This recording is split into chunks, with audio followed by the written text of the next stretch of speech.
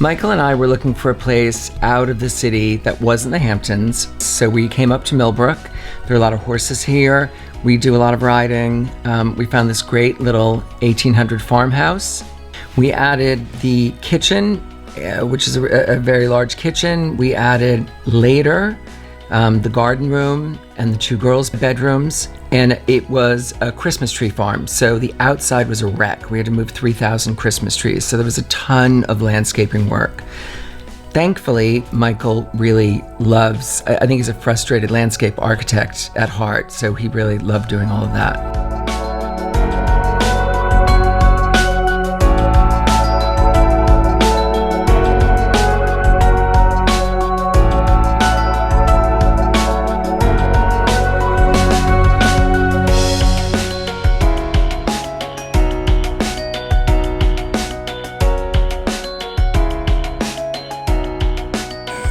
Right away, I can tell everything about your lives by the enormity of your footwear, tennis, riding, mucking about, gardening, just about everything else. I love it. You covered most of it. That pretty much covers it. There might be flip-flops in there for the beach at some point. This is an 1800s house? Yeah. Talk to me about floor decision here, because this is such a wonderful surprise. So the room, this is Michael's kitchen, and he wanted it super clean. He wanted it really easy. He didn't want a lot to look at, but it started to get a little boring for me. It started to get a little staid, so I just threw some crazy pattern on the floor and had it hand painted. Okay. I love it. I just had it hand painted in an hour. I mean, this is a big decision and commitment, and you know what? I bet you a lot of people will see this and want to do it themselves. It's something that you could never envision until you see it in person. Okay, I mean, the truth is, I hired this amazing faux painter, and it's complicated, and it was layered, and I did it in a very specific way, and the paint's diluted so that the wood grain's coming through, and it looks worn the first day it's put down. It does. So yes, you're right. There's a lot more thought put into it than just like throwing down some paint. But the end result is, even though it's a completely different vibe than an old house in the country from the 1800s, they just work so well together. And it would be kind of a, not staid, but a rather quiet kitchen without it. It's a white kitchen. That's all it is. A correction, I see 3 whites, beiges, creams, just terrible. This is not a white kitchen. Okay, liar. I've never done such a thing as all white. It is 3 different shades of white to give it a little more depth. But we kept the cabinets themselves all white because I didn't want it so chock-a-block. But then on the larger surfaces, we did do 3 different colors, and there's actually a 4th white on the ceiling. It just gives it more depth, but still reads like a white kitchen. It does. Sensational and rare coastal estate in England. Oh my God, now I understand why you subscribe to this. That's our real estate porn. Yeah, That's it looks our real amazing. estate porn. Can you talk to me about what made you think, I mean, I know why you thought to do this room, it's incredible, but it's so different feeling than the rest of the house, and I'm sure you spend all your time here when you can. So, the house is 1800, the ceilings are 8'6", 9 feet, it's small, cozy, and after living here as the girls got bigger, we needed a room. We needed more volume, and so we actually dug down so that we got a higher ceiling. And Michael had a photograph of a house that David Hicks did, and it was a Georgian house with these amazing floor-to-ceiling mullioned windows, and he just had been hanging on to it forever. So when we started, we handed that to the architect, and we said, we basically want to be sitting outside. Right. So so this originally was like this fabulous hangout room, and then you'll see there's yoga stuff. Yeah, I'm seeing some exercise equipment. What's going to happen? Because this turned into our Peloton room Oh. for the past 5 months. So we moved the coffee table, the ottoman, and we have a huge floor, and you pop up the videos. Wait, and isn't that do- with bikes? Yeah, it doesn't have to be bikes. You can get an account. They have yoga classes, stretching classes, meditation classes, And workout so you move classes. these on over, and it's like your exercise room This is too. our exercise room. It became our exercise room. I love I mean, this. otherwise we would have all been 300 pounds. So this is the dining room. It's where we eat mostly in the winter Yeah, because I was it's a thinking that. smaller, cozier room. But we love it in here. Talk to me about those on the wall. Are those sconces that you would put real candles on? There or are they sconces that you put real candles in. You put barrel candles in. And honestly, I found them online. They were like $150. You're kidding me. I kid you That makes not. me mad. I kind of want them. But they actually are almost like sculpture, right? I mean, how often do you really put the candles on? Every meal. Really? Every meal. I love that. Because we eat in here in the winter at night. Yeah. I love this. And Thanks. is this a wallpaper or is this stencil? So this is hand stenciled, and it was kind of funny. The woman arrived. It was a pattern that I'd seen in some magazine in England, and I just had it in my book, a pattern that I loved, but it was tiny.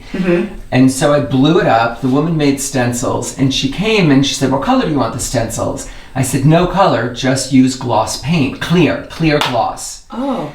And she said, "You're not going to see it." I said, "That's the point. I only want to see it A kind when of the candlelight right, a hits shimmer. it. Yeah. I only want a shimmer. I don't want really heavy pattern. I want it to be super subtle."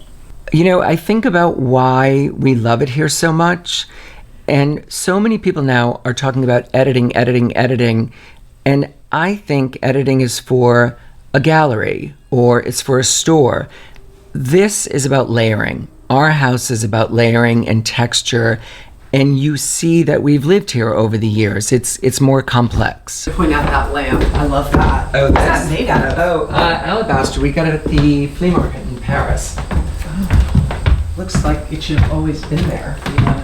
It's perfect. So this was originally the girls' nursery when we first moved into the house and the girls were first born. And I wanted a bathroom. I needed a bathroom for the girls, and we started to put a wall up. And then I was like, no, just tear the wall down. I'd rather have the tub in the middle of the room so that A, I'm bathing the girls in this big, beautiful room, and B, I've got two of them. I was grabbing one and putting one in the tub and grabbing another one and putting the other one in the tub, and I didn't want to be stuck in a bathroom. And then when we built the other two rooms for the girls, this became a guest room, and we seemed to have a lot of friends with babies, so we kept the crib in here. We just had Troy Schumacher and Ashley Laracy, two ballet dancers from New York City Ballet, who have twins, and they came and stayed with us for 2.5 months. So it was really handy that we still had it as a baby's room. Okay. I love bathrooms. I love designing them. I love being in them. I think they're great rooms to hang out in. I'm a big fan of a bathtub. I like when they're bright and kicky. I like when they're super sophisticated and textural. They're a lot of fun to work in and to spend time in, and people make them too utilitarian and not sumptuous enough. I love this little space. I don't want to leave here. Okay, so this little space that you're sitting in, there were two windows. This was the end of the house, and that looked out at the fields. And then when we put the addition on the house, which goes that way, we just thought architecturally it was really cool if we left this window. It was kind of a sewn moment, and it became this great little nook. Right. And then there's something to look at out there. We always have a vase of flowers or a piece of art or something, and that changes. I move that around all the time. Fun. Whatever's out there.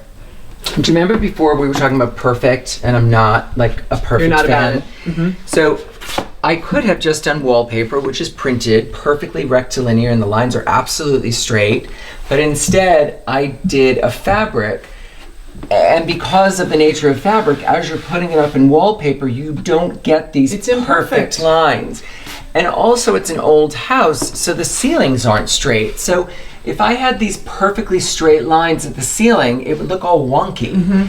So I like that there's a hand, you can see the hand. There's like a hand quality in the way that it was installed, in the movement of the pattern. I think it adds more to the texture. May we stop the tour for a second in honor of, this is crazy. Look at my shoes with the pattern of the sisal rug. It's a thing I do. I match Okay. clothes. I mean, I didn't get the memo, and it still worked out. I don't need to send out a memo. I know what people we know need. we're telepathically communicating. Fashion and design. Darren, is that a birdhouse? Actually, it's made to look like a Martin house, but it's the exhaust for the stove inside the house. All the exhaust comes out the bottom. Well, that was a little clever trick that you devised. That was actually Michael Goldman. That was the architect. He was great. So smart. So what Millbrook's become for us is a world within itself. I don't love leaving the property. So we, had an 1800 cemetery on the property that we refurbished. We created a fire pit. We created another little place to look and get a great view. We installed chickens. We brought in chickens, so there's an area to hang out with the chickens, and there's a hammock, so you can lie in the hammock and be with the chickens. We've got beehives. We've got an orchard. There are all these locations all over the property where you can really feel like you're getting away from the house, but still at home. So these are the bees. These are the beehives that we keep. You talk to them as though they're friends. No, these are the bees. They live over here. Do you not notice that? Like, they're the bees, not like these are my bees. Like, right. These are there's the a distance between. There's an electric fence. The electric fence is it's to keep out bears because bears eat the larva, not the honey. Not the honey. It is not a Winnie the Pooh thing. Okay. It's a larva. It's protein. So how does this all work? Do you have any honey for me to take with me? We were actually out because we've been living here full time. It's the first year we've ever run out of honey. But how wonderful to have this on the property. You know what? There's a story. The reason we have it on the property is because Bunny had severe outdoor allergies. My daughter Bunny had severe outdoor allergies, and her allergist said, get bees and give her the honey every single day from your property. Her allergies are gone. Worked like a charm. Like a charm. Absolutely works. And I thought, okay, you're insane. Totally worked. It was great.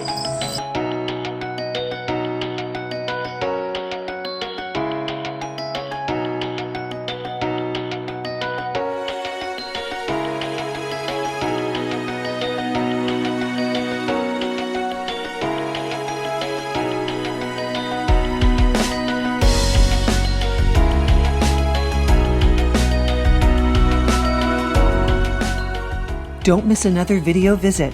Click on the orange Q to subscribe and have Quintessence virtually delivered from our doorstep to yours.